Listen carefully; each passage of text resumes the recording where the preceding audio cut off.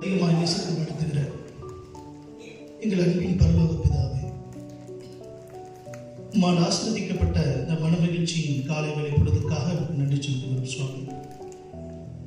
பரிசுத்தமுள்ள தேவனே, பரமராஜாவே, பரிசுத்தமான ஆராதனை வேளைகளே ஆண்டவரே, ஒரு கூட்ட ஜனமாய் ஆண்டவரை துதிக்க கொடுத்ததற்காக, போற்றி பாட கொடுத்ததற்காக, எங்கள் வேண்டுதல்கள் விருப்பங்களை எல்லாம் தேவனிடத்திலே நாங்கள் அறிக்கை பண்ணும் விதமாக கர்த்தரை ஏற்படுத்தி கொடுத்த நல்ல நாளுக்காக நன்றி செலுத்துகிறோம் சுவாமி.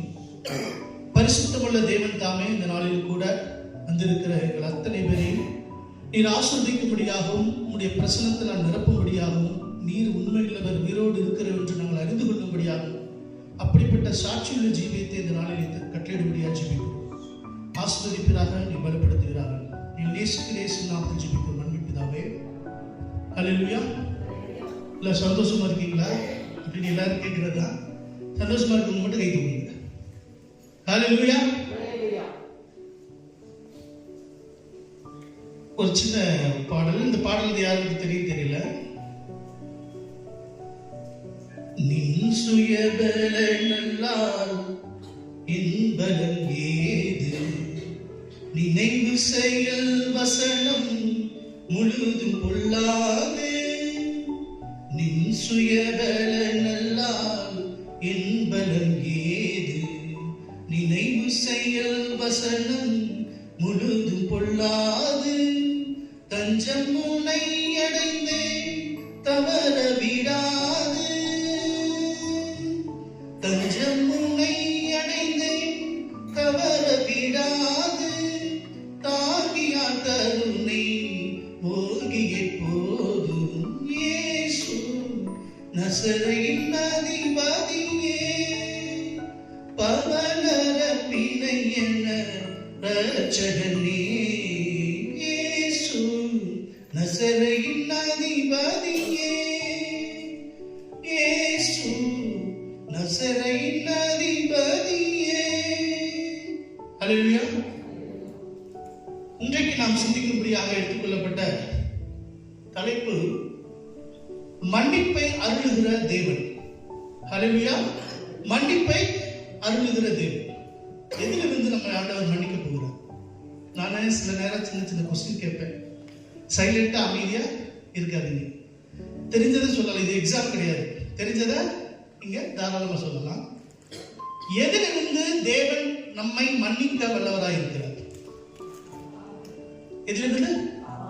பாவம்னா என்ன? பாவம்னா என்ன? ஆண்டவருக்கு பிரியமில்லாதது. வேற பாவத்துல என்னென்னலாம் இருக்கு? சும்மா ஒரு 4-5 பாயிண்ட். பாவத்துல என்னென்னலாம் இருக்கு? எதுவுமே இல்லையா? என்னங்கம்மா? Very good. வேற? சரி.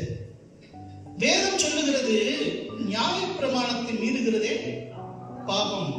1 யோவான் 3:4 வேதம் என்ன சொல்லுதுன்னா, நியாயப்பிரமாணத்தை மீறுகிறதே பாவம். நியாயப்பிரமாணம் அப்படின்னா என்ன? நியாயப்பிரமாணம்னா என்ன?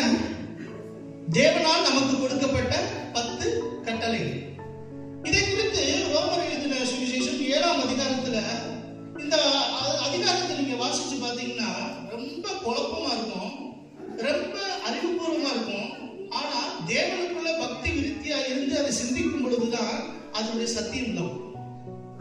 இப்ப ஒரு ரோட்ல நம்ம போயிட்டு இருக்கோம், நோ என்ட்ரி போர்டு போட்டிருக்காங்க. நம்ம உள்ள போயிட்டோம், போலீஸ்கார் என்ன பண்ணுவாரு? ஃபைன் போடுவாரு. சப்போஸ் அது நோ என்ட்ரி இல்ல, நம்ம உள்ள போறோம், ஃபைன் போடுவாங்களா? அப்ப போலீஸ்கார்ட்ட என்ன கேட்கலாம் நம்ம? நீங்க நோ என்ட்ரி போட்டதுனால தானே நான் உள்ள வந்ததுக்கு நீங்க ஃபைனை போட்டீங்க, நீங்க நோ என்ட்ரி போடாம இருந்திருக்கலாம்ல அப்படின்னு கேட்க முடியுமா? இதத்தான் இந்த ரோமர் எழுதின சுவிசேஷம் 7ஆம் அதிகாரத்துல சொல்லப்பட்டிருக்க காரியம் என்னன்னா, அது முன்னாடி நீங்க வாசிச்சு பாத்தீங்கன்னா, நியாயப்பிரமாணம் ஒன்று இல்லாவிட்டால் நான் பாவம் அடைந்திருக்க மாட்டேன். புரியுதா? எனக்கு ஒரு ரூல்ஸ் ஃபார்ம் பண்ணல, ஃபார்ம் பண்ணாம இருந்திருந்தா நான் பாவம் செய்திருக்க மாட்டேன். வேதத்துல சொல்லப்படுது, எனக்கு பிடிக்காத ஒரு காரியத்தை நான் செய்கிறேன். ரோமர் எழுதின சுவிசேஷம் அதுல எந்த வசனம் அதுல முழுமையாவே இருக்கு. அதுல சொல்லப்பட்டிருக்கிற முக்கியமான காரியம் என்னன்னா, எனக்கு பிடிக்கல, பாவம் செய்யறது எனக்கு பிடிக்கல, ஆனால் எனக்கு பிடிக்காத காரியத்தை ஒன்று நான் செய்கிறேன். எதனாலன்னா, நியாயப்பிரமாணம் ஒன்று ஆண்டவர் என்ன செஞ்சுட்டாரு, உண்டாக்கிட்டார். அதை போல நம்ம என்ன செய்ய முடியாது, கேள்விகள் கேட்க முடியாது. ஒரு கட்டுக்கோப்பான கிறிஸ்தவ வாழ்க்கை இருக்கிற பட்சத்துல நாம் எதை ஃபாலோ பண்ணணும்? ஏன்னா வார வாரம் நம்ம ஆராதனை வேலைகளில் நியாயப்பிரமாணத்தை நாங்கள் வாசிக்கிறோம். நியாயப்பிரமாணத்தில் சொல்லப்பட்டிருக்கிற அத்தனை காரியத்தை முறைப்படி ஃபாலோ பண்ணாலே தேவனிடத்துல நாம் கிட்டி சேர போகிறோம். இதுல நமக்கு நாம் இவ்வளவு நாள் கிறிஸ்தவர்களாக இருக்கிறோம், ஆண்டவருடைய ஆராதனைக்கு வருகிறோம், பைபிள் வாசிக்கிறோம், ப்ரே பண்றோம், பாட்டு போறோம், எவ்வளவோ பண்றோம். நான் நினைத்த என்னுடைய ஆசீர்வாதம், நமக்கு எல்லாத்துக்கும் ஒரு ஒரு ஒரு எதிர்பார்ப்பு இருக்கும்ல. தேவனிடத்துல நம்ம ஒரு 5 நிமிஷம் ஜெபம் பண்றோம் அப்படின்னா 5 நிமிஷத்துல 4 நிமிஷம் என்னவா இருக்கும்? என்னவா இருக்கும்? நம்முடைய வேண்டுதல். ஆண்டவர் அதே சொல்லியிருக்காரு. உன்னுடைய பாவத்தை எங்க கொடுத்துரு, தேவனிடத்தில் என்னிடத்துல கொடுத்துருன்ற. நம்முடைய பாவ பாரத்தை ஆண்டவருடைய சமூகத்தில் அர்ப்பணிக்கணும். ஆண்டவர் ஜெபிக்கிற நேரத்துல நம்மை துதிக்க சொல்றாரு. ஓயாது துதிக்கும்படியாகத்தான் ஆண்டவர் இந்த பூலோகத்தில் மனிதர்களை படைத்தார். இவர்கள் என் துதியை சொல்லி வருவார்கள் என்று தேவநாமம் தரிக்கப்பட்ட நம்முடைய ஜனங்களுக்கு ஆண்டவர் அவர் இந்த நாமத்தை வைத்தார். இவர்கள் என் துதியை சொல்லி வருவார்கள். நாம் எத்தனை பேர் துதியை சொல்றோம்? நாம் ஜெபிக்கிற 5 நிமிட பிரேயர்ல நாம சொல்லக்கூடிய காரியங்கள் அநேக விதமான காரியங்கள். என்னுடைய வேண்டுதல், எனக்கு நோய் குணமாகணும், பண பிரச்சனை சரியாகணும், குழந்தைக்கு இப்படி இருக்கு, அப்படி பல வேண்டுதல். ஆண்டவர் அதை சொல்லி அழைக்கல, நம்மை நன்மை பெறும்படியாக தேவனை துதித்துக் கொண்டிருக்கும்படியாக தான் நம்ம அழைத்திருக்கிறோம். சரி, இப்படி நாம் துதித்துக் கொண்டிருக்கிற வேளையிலே நமக்கு பரிபூர்ணமான நன்மை கிடைத்து விட்டதா? கிடைச்சிச்சா? நமக்கு நன்மை முழுமையாக வந்தடைந்து விட்டதா என்றால் இல்ல. ஏன் இல்ல? வேதம் சொல்லுகிறது, எரேமியா 5:25 உங்கள் பாவங்களே உங்களுக்கு நன்மை வரவிட்டாமல் தடை செய்கிறது. என்ன செய்தா? நம்முடைய பாவங்கள் தான் தேவனிடத்திலிருந்து நன்மை நாம் பெற்றுக்கொள்ள முடியாதபடி தடை செய்கிறது. அதே வசனம் ஏசாயா 59:1-2 பார்க்க, உங்கள் அக்கிரமங்களே தேவனுக்கும் உங்களுக்கும் நடுவாக இருந்து பிரிக்கிறது. இதை குறித்து என்னைக்காக சிந்திச்சிருக்கோமா? யாருமே உத்தமர்கள் அல்ல, சரிதானே? யாருமே உத்தமர்கள் அல்ல, பரிசுத்தவான்கள் அல்ல. ஆனால் தேவ சமூகத்தில் ஒவ்வொரு வாரம் வந்து நாம் செய்த குற்றங்கள், குறைகள், பாவங்களுக்கு நம்மை பரிசுத்தப்படுத்திக் கொள்ளும்படியான ஒரு இடத்தை ஆண்டவர் ஏற்படுத்தி கொடுத்திருக்கிறார். அதுவே இந்த ஆலயம். அப்ப இந்த ஆலயத்துல உள்ள வந்து நாம் எதை சிந்திக்கிறோம், எதை நாம் சேமிக்கிறோம்? ஏன்னா ஆண்டவர் வந்து சொல்றாரு, உனக்கு நீ இந்த இடத்துல வந்து செய்கிற வேண்டுதலுக்கு நான் பதில் தர முடியல. ஏன் முடியல? உன்னுடைய பாவம் எனக்கு உனக்கு இடையே தடையாக ஒரு சுவராக நிற்கிறது. அப்ப இந்த பாவத்தை நீங்கி போக பண்ண என்ன செய்ய போகிறார்? அதான் ஆண்டவர் இடத்துல கேட்கிறார். இதுல வேதத்திலையுமே ஆண்டவருடைய காரியத்தை சொன்னதை தாண்டி மீறி செய்தவர்கள் இருக்கார்களே, அவர்கள் எல்லாம் நமக்கு எடுத்துக்காட்டா? அவர்களுடைய ஸ்டோரி எல்லாம் ஆண்டவர் ஏன் வேதத்துல வச்சிருக்கிறார்? எக்ஸாம்பிள் ஆதாம், ஏவாள், யோனா. ஆண்டவர் யோனாவெல்லாம் ஒரு இடத்துக்கு ஒரு நினைவை பற்றி அழிய போதுப்பான்னு போய் காப்பாத்துப்பான்னு சொல்ற இடத்துல அவர் வேற இடத்துக்கு போறார். அங்கேயுமே நல்லா கவனிக்கணும். இந்த வார்த்தை ஏன் சொல்ல வர? யோனா கதை எத்தனை பேருக்கு தெரியும்? சண்டே கிளாஸ் பிள்ளைகளுக்கு எல்லாருக்கும் தெரியும் நினைக்கிறேன். ஏன் அப்படின்னா, யோனால வந்து ஒரு முக்கியமான சம்பவம் இருக்கு. ஆண்டவர் சொன்ன காரியத்தை மீறி இன்னொரு காரியத்துக்கு அவர் வேறு திசையை நோக்கி சென்றார். அந்த கப்பல்ல வந்து புயலையும் அலைக்கடலையும் கொந்தளிப்பையும் யார் அனுமதிக்கிறார்? அதுதான் என்னுடைய வாழ்க்கையில அலைக்கடல் வருது, கொந்தளிப்பு வருது, என் குடும்பத்துல சமாதானம் இல்ல, என் குடும்பத்துல சந்தோஷம் இல்ல, நான் எடுத்து வைக்கிற ஒவ்வொரு காரியம் அனைத்துமே எனக்கு ஃபெயிலியரா போச்சு. ஏன்? யோனாவை போல நாம் என்ன செய்யணும்? வேறு திசையை நோக்கி பயணிக்கிறோம். வேறு ரெண்டுமே கப்பல் தான். நல்லா கவனிக்கணும். யோனாவை ஆண்டவர் ஏறி சொன்ன போட ஒரு கப்பலும் அதுவும் கப்பல் தான். நாம ஏறி போற ஒரு திசையும் ஒரு கப்பல் தான். இன்னைக்கு நல்லா கவனிங்க. பாரம்பரிய திருச்சபைகள் இருக்குல்ல, எது மாதிரியான திருச்சபை? நம்மள மாதிரியான டிஎல்சி, சிஎஸ்சி, ஆர்சி இது மாதிரியான திருச்சபைகள்ல போர் அடிக்குது, இவங்க அப்படி இழுக்கிறாங்க இப்படின்னு திசை மாறி போகிற வாலிபர்கள் கூட்டங்கள் பரிதவிக்க கூட்டங்களா இருக்கிறாங்க. ஏன் அப்படின்னா இன்னைக்கு ஒருத்தன் அன்னைக்கு காலத்துல நம்ம மகிழ்வோம் தினமாக மகிழ்வோம்னு அழகா அந்த ஆராதனையில கைத்தாளத்தோட பாடிட்டு இருந்த நம்மள இன்னைக்கு கவர் சாங் அப்படின்னு போட்டு இன்னைக்கு மக்களை திசை திருப்பக்கூடிய காரியம். பாடல்கள் பின்னாடி என்ன செய்யக்கூடாது, போகக்கூடாது. இன்னைக்குள்ள அதாவது என்ன தடியெடுத்தவெல்லாம் தண்டக்காரன் மாதிரி இன்னைக்கு வேதத்தை சற்று தெரிந்தவர்கள் கூட நான் ஊழியக்காரன் என்று இன்னைக்கு டிவிலையும் மீடியாலையும் யூடியூப்லையும் இன்னைக்கு என்ன செய்யறாங்க, இளைஞர்களை, வாலிபர்களை, சின்ன பிள்ளைகளை இன்னைக்கு திசை திருப்பி தன் பக்கமா இழுத்து கொண்டு, ஏன்னா மாயையான இந்த உலகத்துல கிறிஸ்துவை போலதான் யார் வருவா, அந்தி கிறிஸ்து வருவான், கிறிஸ்துவை போலதான் இருப்பான். இன்னைக்குள்ள என்ன சொல்றது, இன்னைக்குள்ள பரிசுத்தம் நினைச்சு பாடுற பாடல்கள் அத்தனையுமே நம்மை பரவசம் ஊட்டுமே தவிர பரிசுத்தத்திற்கு அழைக்காது. ஆனால் இதை போல நம்மை போல பாரம்பரிய கிறிஸ்தவ ஆலயத்துல நம்ம மன்றாடி தனிமையில ஜெபிக்கிற ஒரு ஜெபம், தாளம் வேணாம், பாட்டு வேணாம், லைட் வேணாம், மியூசிக் வேணாம், போக வேணாம், ஆண்டவருடைய ஆசீர்வாதம் நம்மிடத்துல வந்தடையும். ஆக திசை மாறி போய் கொண்டிருக்கிறது. யோனாக்கு கொந்தளிப்பையும் கடல் கொந்தளிப்பையும் காற்றையும் கொடுத்த ஆண்டவர் அவன் ஒரு லெவலுக்கு மேல, இதுதான் நம்முடைய மனிதர்கள் மத்தியில இருக்கக்கூடிய பெரிதான ஒரு என்ன சொல்றது இயலாமை. ஒரு லெவல்ல போயிட்டு நான் என்ன செய்ய போறேன், சூசைட் பண்ண போறேன். அது பாடமா இருக்கலாம், சொந்த வாழ்க்கையா இருக்கலாம், நமக்கு உண்டான எந்த விதமான காரியமா இருக்கலாம். ஒரு லெவலை தாண்டி என்ன செய்ய போறோம், நம்ம சூசைட் பண்ண போறோம்னு சொல்லி தமிழன் தான் யோனா. ஆனாலும் இதுதான் ஆண்டவருடைய பெரிதான இரக்கம் இங்க இருக்கு. ஒரு மீனை ஆண்டவர் செய்தாரா, கட்டளையிட்டார். ஒரு மீனை கட்டளையிட்டு அவனை விழுங்கி, நல்லா கவனிக்கணும், நமக்கு இயலாத ஒரு சூழ்நிலை, முடியாத ஒரு சூழ்நிலை, நான் தப்பி இந்த உலகத்தை விட்டு போனால் போதும் என்று நினைக்கக்கூடிய சூழ்நிலை, தப்பிச்சு நம்ம என்ன செய்யறோம், இந்த உலகத்தை நோக்கி, இந்த சாபத்தை நோக்கி, சாமி நோக்கி நான் போகிறேன். இரக்கமுள்ள தெய்வம் எங்கன்னா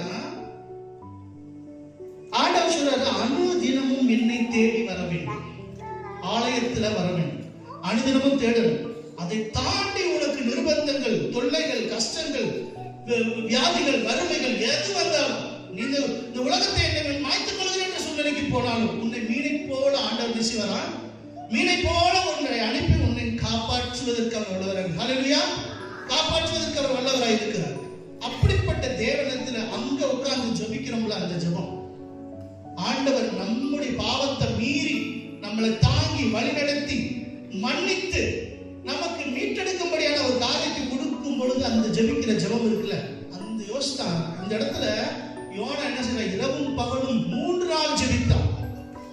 3 நாள் ஜெபித்தான். அந்த ஜெபத்தினுடைய முகாந்திரம் என்ன, மீன் அவன் உயிரோட எந்த தரையிலிருந்து அவன் சாகவை நோக்கி போனானோ அதே தரையில கக்கி போட்டது, அவன் உயிரோடு மீட்கப்பட்டான். ஆக இப்படிப்பட்ட கதைகளை எல்லாம், இப்படிப்பட்ட காரியங்களை எல்லாம் கேட்டுக்கொண்டிருக்கிற நாம் இதுக்கு வரைக்கும் எத்தனையோ காரியங்களை கேட்டலாம். நம்முடைய வாழ்க்கையில எப்படிப்பட்டதான மனமாற்றங்கள் உண்டாகும். கிறிஸ்தவம் என்பது ஒரு மதம் அல்ல. அநேகருக்கு கிறிஸ்தவம், ஹிந்துவிசம், முஸ்லிம்சம் எல்லாம் இருக்கு. மன மாற்றத்தை கொண்டு வருகிற ஒரு சக்தியம் உள்ள பாதை எதுனா இந்த கிறிஸ்தவம். அப்ப என்னிடத்துல மனம் மாற்றுதல் உண்டாயிருக்கிறது. பாவமாகிய என்னிடத்திலே, பாவியாகிய என்னிடத்திலே தேவனுக்கு பிரியமான காரியங்களை செய்யாமல் நான் வழி தப்பி திசை மாறி போய்கொண்டிருக்கிற என்னிடத்திலே இந்த பாவம் என்னை விட்டு அகற்று போக நான் என்ன செய்யணும்? ஆண்டவர் அதைத்தான் இந்த ஒரே வார்த்தை சொல்றாரு, பாவத்தை அறிக்கையிட வேண்டும். சும்மா இந்த ஆர்சி சர்ச்சில் குறை சொல்லல, இருந்தாலும் ஆர்சி சர்ச்சில் ஃபாதர் உட்கார்ந்துருவாரு, ஒரு சின்ன ஷேடா போட்டுட்டு ஆண்டவர் ஐயா அந்த வாரத்தில் தப்ப மன்னிச்சுங்க, உங்களுக்கு பாவம் மன்னிக்க. அது ஒரு முறைமையா இருக்கலாம்.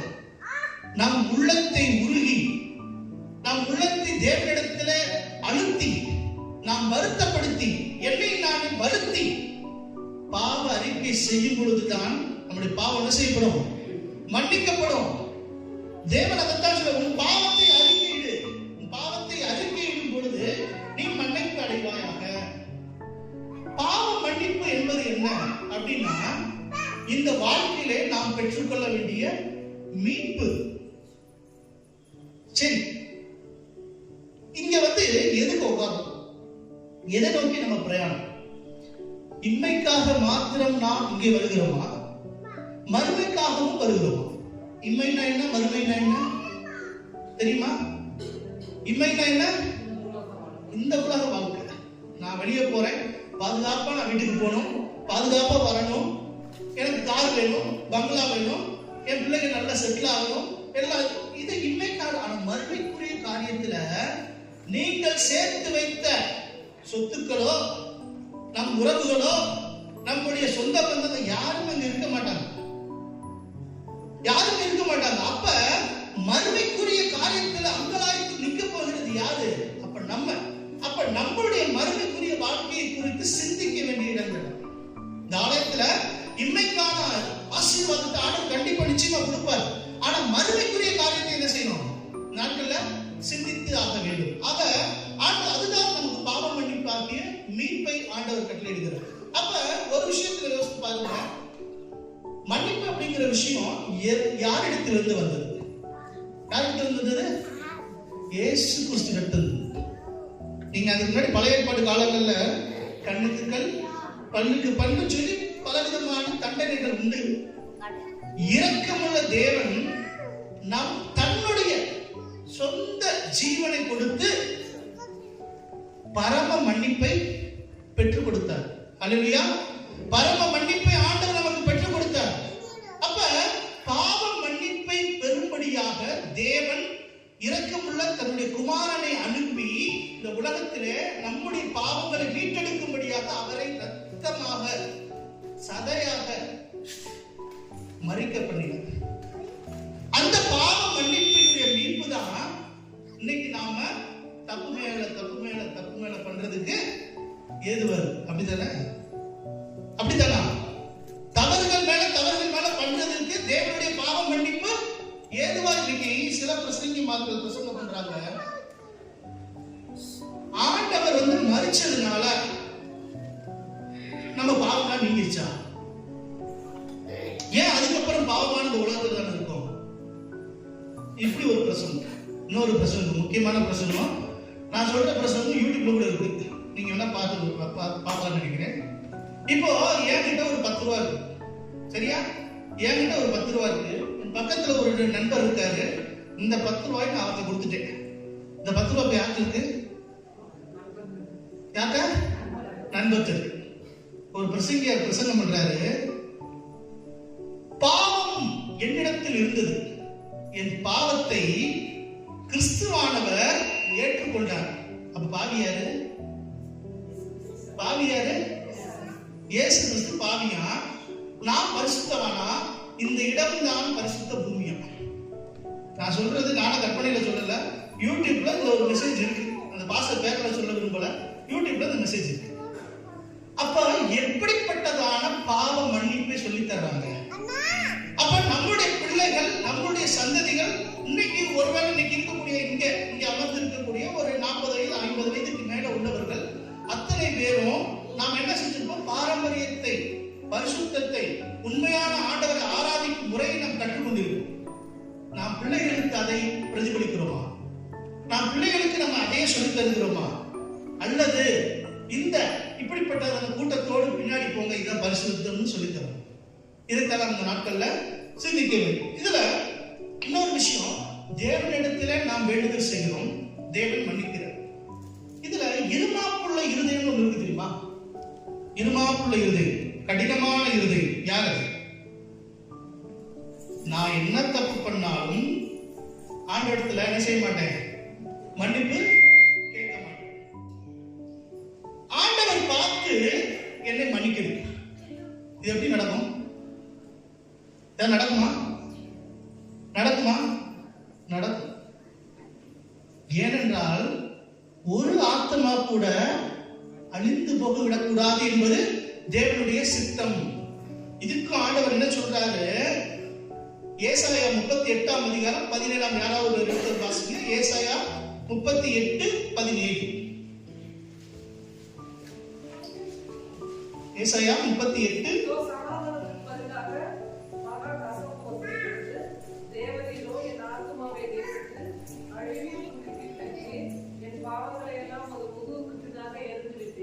ஹல்லேலூயா. இந்த வசனத்தை எத்தனை பேர் விசுவாசிக்கிறீங்க? எத்தனை பேர் விசுவாசிக்கிறீங்க? ஹல்லேலூயா. அதாவது என் பாவத்தை உமது முதுகுக்கு பின்னாக எரிந்து விட்டீர். இந்த இரக்கம் எந்த தெய்வத்திட்ட கிடைக்கும்? இன்னைக்கு என் மகன் செய்த பாவம், என் மூதாதையர் செய்த பாவத்துக்காக ஆடு மாடுகள் என்ன செய்யணும்? வெட்டுறாங்க. இன்னைக்கு பல கோயில்கள்ல வெட்டுறாங்க. மனிதனுடைய பாவத்தை மீட்டெடுக்கு மனித ரத்தம் தான் சிந்தப்பட வேண்டும் என்றுதான் ஆண்டவராகிய இயேசு கிறிஸ்து தன்னுடைய ரத்தத்தை சிந்தினார். அப்படி இருக்கும் பொழுது அந்த தெய்வமே இறங்கி வந்து என்னுடைய பாவத்தை என் முதுகுக்கு பின்னால எரிந்து போடுகிறீர்கள். நம்முடைய பாவத்தை என்ன செய்யறாரா? அதுக்கு மேலாக இன்னொரு வசனம் இருக்கு. ஏசாயா 43 22 முதல் 25. யாராவது எடுத்து சத்தமா வாசிங்க. ஏசாயா 43 22 to 25. ஆனாலும் யாக்கோபே, நீ என்னை நோக்கி கூப்பிடவில்லை. இஸ்ரவேலே, நீ என்னை குறித்து மனசலித்து போனாய். உன் ஆடுகளை தகன பலிகளாக நீ எனக்கு செலுத்தவில்லை. உன் பலிகளாலே நீ என்னை கனப்படவும் இல்லை. காணிக்கைகளை செலுத்தும்படி நான் உன்னை சங்கடப்படுத்தாமலும் தூபகாட்டும்படி உன்னை வருத்தப்படுத்தாமலும் இருந்தேன். நீ எனக்கு பணங்களால் சுகந்தப்பட்டை கொள்ளாமலும் உன் பலிகளின் நிலத்தினால் என்னை திருப்தியாக்காமலும் உன் பாவங்களினால் என்னை சங்கடப்படுத்தி உன் அக்கிரமங்களினால் என்னை வருத்தப்படுத்தினாய். நான் தானே உன் மீறுதல்களை என் நிமித்தமாகவே குலைத்து போடுகிறேன். உன் பாவங்களை நினையாமலும் இருப்பேன். ஹல்லேலூயா. இந்த வசனத்தை உருக்கமா இரக்கமா நீங்க படிச்சு பார்த்தீங்கன்னா நம்மை குறித்து ஆண்டவர் எவ்வளவாய் அங்கலாய்க்கிறார், எவ்வளவாய் நம் மீது அன்பு வைத்திருக்கிறார், எவ்வளவாய் நம் மீது வருத்தப்படுகிறார். நல்ல வாசித்து பார்த்தீங்கன்னா நீ உனக்கு நீ காணிக்க செலுத்தணும்னு நினைச்சு கூட என்ன செய்யாத, சங்கடப்பட வேண்டாம். எனக்கு நீ காணிக்க செலுத்தணும்னு சொல்லி சங்கடப்பட வேண்டாம். நான் எதிர்பார்க்கிற பலிகளை நீ செலுத்த வேண்டாம். ஆனாலும் நானே என் நிமித்தமாகவே உன் மீறுதல்களை நீக்கி போடுகிறேன். உன் பாவங்களை என்ன செய்ய மாட்டேன், நினைக்க மாட்டேன். இதை விட எந்த தெய்வம் நம்மை மன்னிக்கும்? எந்த தெய்வம் நம்ம மன்னிக்கும்? அப்படிப்பட்ட தெய்வத்தை சேவிக்கிற நாம் எந்த சிந்தையோடு தேவ ஆலயத்துக்குள்ளாக நாம் வருகிறோம்? எதன் நிமித்தமாக நம்முடைய வாழ்க்கையில ரட்சிப்பை பெற்றுக் கொள்கிறோம்? நான் ஜெபிக்கல, நான் வேதம் வாசிக்கல, நான் ஆலயத்துக்கு முறையாக வரல, ஆனா ஆசீர்வாதம் மட்டும் எனக்கு வேணும். அதையும் கொடுக்க ஆண்டவர் செய்கிறார், வல்லவராயிருக்கிறார். அதையும் கொடுக்க ஆண்டவர் வல்லவராயிருக்கிறார். கிறிஸ்துவுக்குள் பிரியமானவரே, இந்த நேரத்தில் சொல்லுவது கடைசியா ஒரு சின்ன விஷயம் என்ன அப்படின்னா, தேவனை தேடுகிற நாம், எனக்கு ஆசீர்வாதம் இல்லையே என்று சிந்திக்கிற நாம் ஒன்றை மட்டும் புரிந்து கொள்ளணும். தேவனிடத்தில் விசுவாசமாய் கேட்கிற பொழுது, விசுவாசம், நீங்க நேற்று வரைக்கும் பாவம் செஞ்சிருக்கலாம், அக்கிரமம் செஞ்சிருக்கலாம், தேவ சமூகத்தில் இன்றைக்கு இப்பொழுது மனம் திரும்புகிற பட்சத்துல உங்களுக்கு தேவையான ஒரு கடினமான காரியத்துக்கு, விரக்தியான காரியத்துக்கு நீங்க ஜெபிக்கிற பொழுது ஆண்டவர் சொல்றாரு, காற்றையும் காண மாட்டீர்கள், மழையையும் காண மாட்டீர்கள், உங்கள் பள்ளத்தாக்கு தண்ணீரால் நிரப்பப்படும். அல்லேலூயா. இந்த வசனத்தை எத்தனை பேர் விசுவாசிக்கிறீங்க? இந்த வசனம் நம்முடைய வாழ்க்கையில கிரியை செய்கிறது. நிச்சயமா சொல்றேன், கிரியை செய்கிறது. ஏனென்றால் நீங்கள் எதையும் பார்க்க மாட்டீங்க. கொரோனா காலத்துல அப்படித்தானே இருந்தோம். கொரோனா காலத்துல எப்படி இருந்தோம்? எத்தனையோ இன்னைக்கு நமக்கு பிரியமானவர்கள், நம்முடைய தோழர்கள், நண்பர்கள், சபையார், உற்சார்கள் எத்தனையோ பேர் இன்னைக்கு இல்ல. தேவன் அந்த சூழ்நிலையிலும் நமக்கு போஜனம் கொடுத்து நம் உயிரை காப்பாற்றி இந்த சமூகத்தை இத்தனை நாள் வரைக்கும் தள்ளி இன்னைக்கு 2026 வருடத்திலும் கூட ஆண்டவர் நம்மை உயிரோடு வைத்திருக்கிறது தேவனுடைய சுத்த கிருபை. நாம் நிர்மூலமாக இருப்பது சுத்த கிருபை.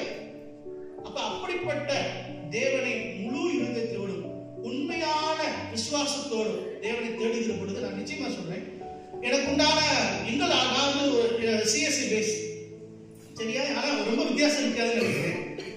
எங்க சர்ச்சில் நாங்கள் சின்ன பிள்ளையில இருந்து ஜெபம் பண்ணி பிரேயர் பண்ணி யூத் லீடர் கமிட்டி மெம்பர் அதுக்கு ஏகப்பட்ட விஷயங்கள் பெருமைக்காக ஆண்டவர் ஒவ்வொரு காரியமாக ஒவ்வொரு ஸ்டேஜ் பை ஸ்டேஜா நம்மளை வழிநடத்தி வந்திருக்கிறார். அநேக சாட்சிகள் உண்டு, அநேக அற்புதங்கள் உண்டு, அநேக என்ன சொல்றதுன்னா குணப்படுத்தல் உண்டு, அநேக. ஏன்னா ஆண்டவரை குறித்து நாம் தேடி வருகிற இடத்துல என்னை குறித்து ஆண்டவர் என்ன செய்ய திட்டம் வைத்திருக்கிறார். அந்த திட்டத்தை நம்ம என்ன செய்யணும்? என்னை குறித்து நம்ம எவ்வளவு ஞானவானா இருக்கலாம், எவ்வளவு பெரியாரா இருக்கலாம், இல்ல ஒண்ணுல தேவ சமூகத்தில் அனைவரும் சமம். தேவ சமூகத்தில் நாம் யாருக்கு யாரும் மேலானவர் அல்ல. அப்ப இந்த தேவ சமூகத்துக்கு வந்திருக்கிற நமக்கு ஆண்டவர் கொடுக்கிற ஆசீர்வாதத்தை முழுமையாக சொல்ற ஆசீர்வாதம் உங்களுக்கு பரிபூர்ண ஆசீர்வாதம்.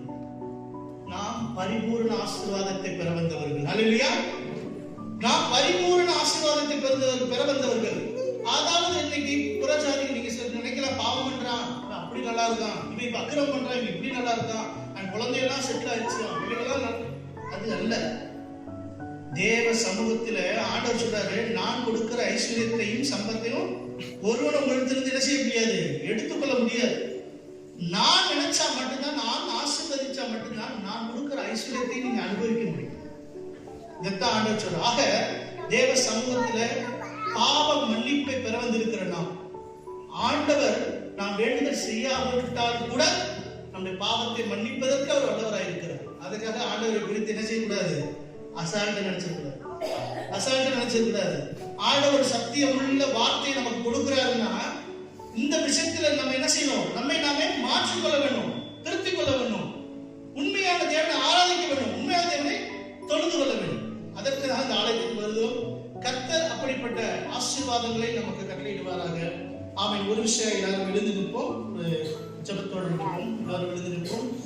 எல்லாரும் கண்களை மூடி ஒரு 2 நிமிடம் மட்டும் கண்களை மூடி தேவ சமூகத்திலே உண்மையான சுத்தமுள்ள இருதயத்தோடு ஆண்டவரை ஆராதிக்கும்படியாக, இந்த இடத்திலே பாவ மன்னிப்பை பெற்றுக்கொள்ளும்படியாக, நமக்குண்டான அநேக காரியங்கள், அநேக விருப்பங்கள், அநேக செயல்கள், எல்லா தீர்மானங்கள் எல்லாவற்றையும் கர்த்தர் நிறைவாக்கும்படியாக ஒரு விஷயாய் எல்லோரும் கண்களை மூடி ஜெபம் செய்வோம். அலை கடல் நடுவிலே அமிழ்ந்து போகின்றாயோ, அலை கடல் நடுவிலே அமிழ்ந்து போகின்றாயோ, கரம் நீட்டும் இயேசுவை பார், கரை சேர்க்கும் துணை அவரே, கரம் நீட்டும் இயேசுவை பார், கரை சேர்க்கும் துணை அவரே, போராடும் என் நெஞ்சமே புகழிடம் மறந்தாயோ, பாராளும் இயேசுவுண்டு பதராதே மனமே, பாராளும் இயேசுவுண்டு பதராதே மனமே. எங்களை நேசிக்கிற அன்பின் தகப்பனே, இந்த பரிசுத்தமான ஆராதனை வேளைகளிலே உடைய வார்த்தையை கேட்டு கொடுத்த பெரிதான ஸ்லாக்கியத்துக்காக பாக்கியத்துக்காக நன்றி சொல்லுகிறோம். எத்தனையோ பேருக்கு கிடைக்காத அரும்பெரும் ஸ்லாக்கியத்தை அடியார்களாக எங்களுக்கு இந்த வேளையிலே கர்த்தர் கட்டளையிட்டு கொடுத்த பெரிதான நன்மைக்காக நன்றி சொல்லுகிறோம். ஆவியானவரே, பாவ மன்னிப்பை நாங்கள் பெற்றுக்கொள்ளும்படியாக, மன்னிப்பை அருளுகிற தெய்வமாய் இருக்கிறபடினாலே இதோ சுவாமி, இவ்வேளை வரையும் செய்த பாவங்கள், குற்றங்கள், குறைகள் எல்லாவற்றையும் உங்களுக்கு ஒரு விசையாய் மன்னித்து, ஆண்டவரே, இந்த இடத்தை விட்டு கடந்து போகிற ஒவ்வொரு மணித்துளிகளிலும் எங்களை நாங்களே ஆராய்ந்து பார்க்கும்படியாக, வேதத்தின் நிமித்தம் எங்களை நாங்கள் அடையாளப்படுத்திக் கொள்ளும்படியாக, கிறிஸ்துவை தரித்தவர்களாய் இந்த சமூகத்திலே நாங்கள் ஆண்டவரே செயல்படும்படியாக ஆவியானவர் எங்களுக்கு கிருபையாய் நடத்தும்படியாக சொல்லிக்கிறோம். எங்களையும் எங்கள் குடும்பத்தையும் குடும்பத்தின் தேவைகளையும் இந்த சமூகத்தில் வைக்கிறோம். ஆவியானவரே, நீர் எங்களுக்காக தடைப்பட்டிருக்கிற எல்லா பாவங்கள், குற்றம், குறைகள் எல்லாவற்றையும் ஒரு விசையாய் மன்னித்து அவை எல்லாவற்றையும் உடைத்தெறிந்து ஆண்டவரே ஆசீர்வாத மழையை எங்களிடத்திலே, எங்கள் குடும்பத்திலே நீர் பெய்ய பண்ண முடியாது வெளியே பெற்றுக்கொள்ளும். எங்களை நேசிக்கிற இயேசு கிறிஸ்து நாமத்தில் ஜெபிக்கிறோம் அன்பின் பிதாவே.